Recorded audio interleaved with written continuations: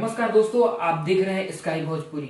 हमारे साथ मौजूद है एक बहुत ही विशेष मेहमान जो है सुधीर लाल यादव। जी हाँ, सुधीर लाल यादव जो कि अभी कंट्रोवर्सी में काफी बने हुए हैं अपने विवादास्पद बयान को लेकर। इसी के साथ हम बुलाए हुए हैं अपने स्टूडियो में, स्काई भोजपुरी के स्टूडियो में, और खास बातचीत करेंगे। सबसे पहले सुधीर यादव जी, आपका स्वागत है हमारे इस बेहतरीन खास स्टूडियो में। और हमारा जो मुद्दा रहेगा वो मुद्दा है अभी सन ऑफ बिहार कहे जाने वाले मनीष कश्यप के ऊपर जो चर्चाएं हो रही है उसके बारे में हम लोग डिबेट करेंगे। सबसे पहले सुधीर यादव जी, आपसे एक पहला सवाल कि आप मनीष कश्यप को किस रूप में देखते हैं? क्या वो एक पत्रकार है, क्या वो एक राजनीतिक है, या फिर एक आम इंसान है? देखिए, हम ना उसको पत्रकार मानते हैं, ना उसको हम कोई राजनीतिक व्यक्ति मानते हैं। उसको तो हम भाजपा के दलाल और चटुकार मानते हैं। भाजपा का दलाल मानते हैं जी। कैसे? मतलब क्या आपको लगता है कि वो भाजपा से कुछ लिंक है क्या? देखिए, वो भाजपा के लिए दलाली कर रहा था कि उस पर एनएसए लग गया। भाजपा के दलाली से एनएसए लग गया? जी बिल्कुल लग गया। ये कैसे हो सकता है कि भाजपा का अगर दलाली करे और भाजपा की ही सरकार हो और एनएसए लग जाए? देखिए, हमारे गृह मंत्री जो है अमित शाह जी, वो चाहते तो उसका 2 मिनट में उसका एनएसए उस पर से हट जाता। ठीक है, तो भाजपा के लिए काम कर रहा है, उसमें दलाली कर रहा है। अब भाजपा के लोग उसको फंसा के उसको जेल के अंदर डलवाए थे, एक मलहम पट्टी वाला वीडियो बनवा के, और 2 राज्यों को बदनाम करना चाहता था। इसी की वजह से वो फंस गया था बेचारा। लेकिन जहां तक रहा मलहम पट्टी वाला बात, ठीक है, लेकिन क्या आपको लगता है कि मनीष कश्यप मजदूरों का आवाज उठाया था? बिहार से जितने भी मजदूर पलायन करके तमिलनाडु, गुजरात, महाराष्ट्र, दूसरी जगहों पे जाते हैं, तो बिहार में क्या कमी नहीं है फैक्ट्रियों की कि बिहार के लोग उधर काम करने जा रहे हैं और उधर उनको प्रताड़ित किया जा रहा है? ये बात सच नहीं है? वो देखिए, बिल्कुल फेक दिखाया था वीडियो, ठीक है ना। देखिए, बिहार में रोजगार का बयार चल रहा है। हमारे माननीय तेजस्वी प्रसाद यादव जी मतलब बता रहे हैं आपसे कि जो वादा किए थे 10 लाख युवाओं को नौकरी देने के लिए, वो वादा पे खड़े उतरे हैं। हमारे देखिए, जो देश के हमारे युवा हैं वो लोग तो घूम रहे हैं। लेकिन अगर डेटा को देखा जाए तो नौकरी देने से ज्यादा बिहार में सबसे ज्यादा कमी है जो वैसे मजदूर हैं, वैसे लोग हैं जो ना तो पढ़े लिखे हैं। अभी आपने बात किया कि तेजस्वी यादव ने जो शिक्षा भर्ती है, शिक्षा नियोजित भर्ती है, उसमें नौकरियां दिया, लेकिन वो नौकरियां केवल और केवल ग्रेजुएट पास लोगों को ही दिया जा रहा है। उनका क्या जिन्होंने पढ़ाई ही न की हो? बिहार में अधिकतर जितने भी मजदूर जो बाहर पलायन करते हैं वो पढ़े लिखे नहीं है, तो उनके ऊपर उनका रोजगार देना सबसे बड़ा रोजगार होना चाहिए। इस पर क्या आपका विचार है? जी देखिए, उन्होंने बात किया हुआ है। हमारे बिहार में 200 कुछ कंपनियां आ रही है बाहर से, और सबको रोजगार दिया जाएगा जो लायक है। तो अब बताइए सुधीर जी कि अभी रोजगार नहीं है और इसी के वजह से जो बिहार के मजदूर हैं वो दूसरे राज्यों में जाते हैं, दूसरे राज्यों में इसी के वजह से जाते हैं, तो क्या इस पर आवाज उठाना गलत है? जी देखिए, वो उस पर आवाज नहीं उठाया था। उसका मानसिकता था बिहार सरकार को बदनाम करना।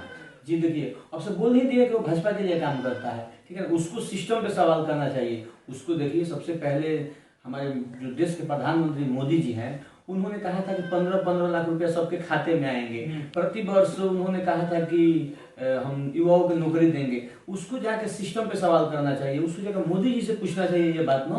तो ये बताइए, हमारे बिहार सरकार, बिहार में रोजगार का बयार चल रहा है, उसको सवाल तो यहाँ पूछना ही नहीं चाहिए। जैसे मनीष कश्यप ने कहा था अभी कि यहाँ पे जो बिहार में है वो कंस की सरकार है, कंस की सरकार है, और कृष्ण भी कभी किसी जमाने में जेल में गए थे और जेल के बाद निकलने के बाद उन्होंने कंस का वध किया था। तो इसको लेकर क्या आप देखते हैं कि मतलब सरकार के ऊपर वो निशाना साधे हैं या फिर उनकी कोई और मानसिकता है? देखिए, वो हमारे बिहार सरकार का निशाना नहीं साध रहे हैं। अभी देखिए, अभी तत्काल 2024 में हमारा लोकसभा का चुनाव है, ठीक है ना। लोकसभा का चुनाव जब होगा तो ये बताइए, लोकसभा का चुनाव होगा तो हमारे बिहार सरकार के लिए हो रहा है कि हमारे पूरे देश के लिए हो रहा है? तो उसका निशाना भाजपा पे है। वो बेचारा चाहता है, अब बता रहे हैं कि 180 दिन में बोला सरकार गिरा देंगे। ऐसा कुछ नहीं है। लोकसभा का चुनाव होने रहा है, वो सोच रहा है, बेचारा पागल हो गया है। वो सोच रहा है कि हम जाके और मोदी जी का कुर्सी खाली कर दे। देख रहे हैं, फिलहाल 2024 में लोकसभा का चुनाव है ना, तो बिहार सरकार को कहाँ निशाना साध रहा है? वो तो डायरेक्ट मोदी जी पे निशाना साध रहा है, वो भाजपा पे बात कर रहा है वो।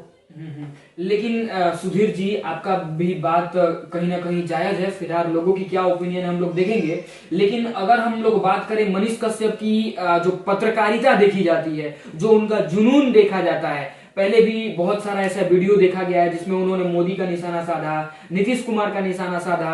कुछ दिन पहले उन्होंने तेज प्रताप के साथ भी रह करके उनकी आवाज पर जाकर कुछ वीडियो भी बनाए थे और अभी मतलब तेजस्वी के खिलाफ हो गए। फिर कभी कभार देखा जाता है मतलब भाजपा के साथ रहते हैं लेकिन खिलाफ भी हो जाते हैं। तो मतलब एक निष्पक्षता देखी जाती है। आप किस दृष्टि से देखते हैं? क्या आपको लगता है कि वो भाजपा के मतलब सपोर्टर हैं या फिर एक विरोधी हैं?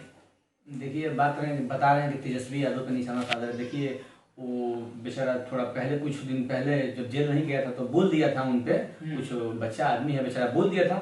लेकिन ऐसा देखिए उसको नहीं करना चाहिए, उसको तो जाके तेजस्वी जी के पैर पे गिर जाना चाहिए। आज उन्हीं का वजह हुआ, पैर पे गिर जाना चाहिए तेजस्वी यादव के। बिल्कुल जाके पैर पकड़ लेना चाहिए उसका, सब आपको माफ कर देंगे। वो उस पे एनएसए लगा था, आज हमारे बिहार तेजस्वी यादव जी का ही देन है कि उस पे एनएसए हटा। अच्छा, मतलब थोड़ा रोकेंगे हम आपको।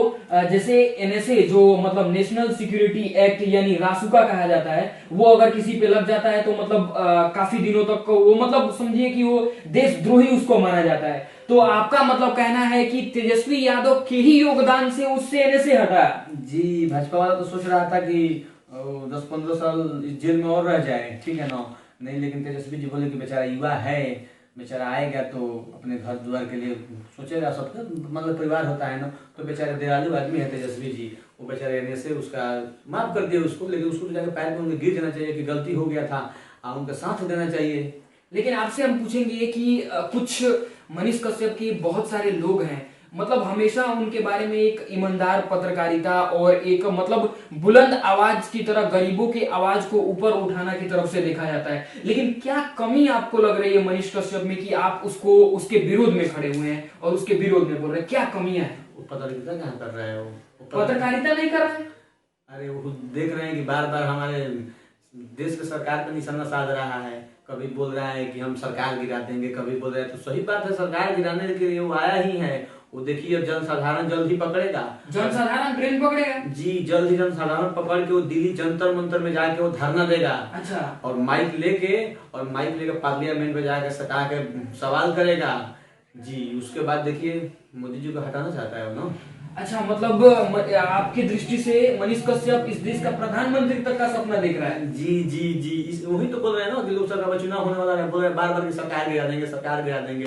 तो आप ही सोचिए ना 2024 में केंद्र की सरकार जो बनने जा रही है, जो हमारा चुनाव होने जा रहा है, वो देश की चुनाव होने जा रही है। अच्छा, तो मोदी जी का कुर्सी वो भी देख लिया है बेचारा कि खाली हो गया है, कोई तो है नहीं। अच्छा जी, तो मतलब जैसे एक मनीष कश्यप जी की पत्रकारिता को लेकर काफी लोगों में एक उत्सुकता रहती है और एक ईमानदार पत्रकार के रूप में, ईमानदार पत्रकार की छवि के रूप में देखा जाता है। हमारे सुधीर जी का कहना है कि वो एक मतलब पॉलिटिकल ओपिनियन की तरह देखते हैं, यानी कि वो राजनीतिक का मुद्दा चल गया है। अब मनीष कश्यप की सीधी निगाहें लोकसभा चुनाव के ऊपर है, ताकि वो लोकसभा चुनाव लोगों को लुभा करके वो चुनाव जीत सके। क्या यही कहना है आपको? जी, यही लोग समझ में नहीं आ रहा, लोगों को समझ में नहीं आ रहा। वो भाजपा पे निशाना साध रहा है, वो समझ रहा है कि भाजपा के लोग ही उसको इधर उधर करवा के बेचारा को जेल में डलवा दिए।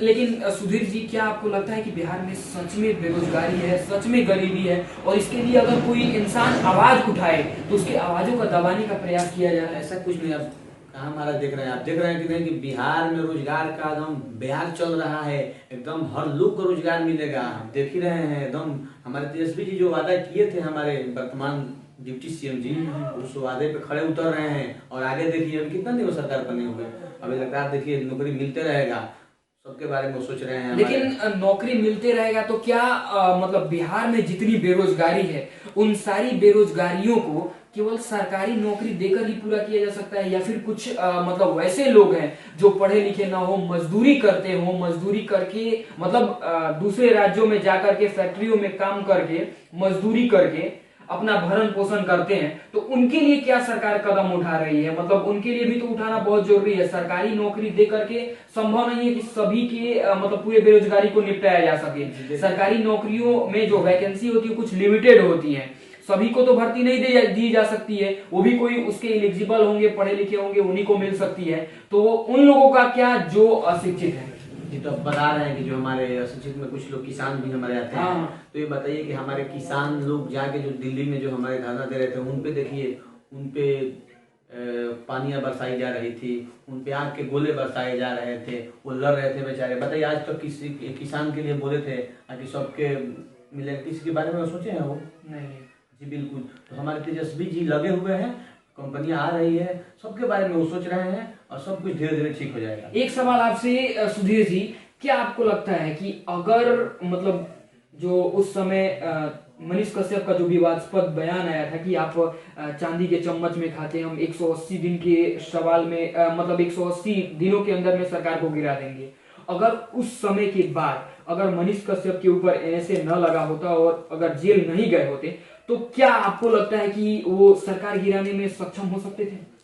आपसे बोल ही दिए हैं, पहले ही हमसे बताए हैं कि उस सही बंदा सही बोल रहा है, सरकार गिरा सकता था। उस पे उसको अटिक रहना चाहिए। अरे बोल ही रहे हैं कि लोकसभा का चुनाव होने वाला है, वो देश को हिलाने जा रहा है वो। लेकिन जो उस समय अगर विवाद देखा जाए, जब मार्च में इनका विवाद हुआ था, तो उस समय मतलब उनका टारगेट आप जो बोल रहे हैं कि लोकसभा चुनाव का, तो लोकसभा का चुनाव का नहीं था, बल्कि बिहार के सरकार को गिराने की डिमांड उठी थी। देखिए उस समय थोड़ा उसका मानसिक संतुलन थोड़ा खराब हो गया था बेचारा का, नाप समझ। अच्छा, मतलब आपको लगता है कि मनीष कश्यप एक मतलब पागलपंथी विचार के इंसान है? जी जी, उतना तो नहीं बता रहे हैं, लेकिन मानसिक संतुलन थोड़ा सा उसका बिगड़ गया था। वो बेचारे तेजस्वी जी के बारे में अनाप शनाप बोल दिया था, लेकिन आपसे बोल रहे हैं कि बेचारा वो जाकर माफी मांग लेगा, तो बेचारे वो दयालु आदमी हैं, लोग उसको माफ कर देंगे जी।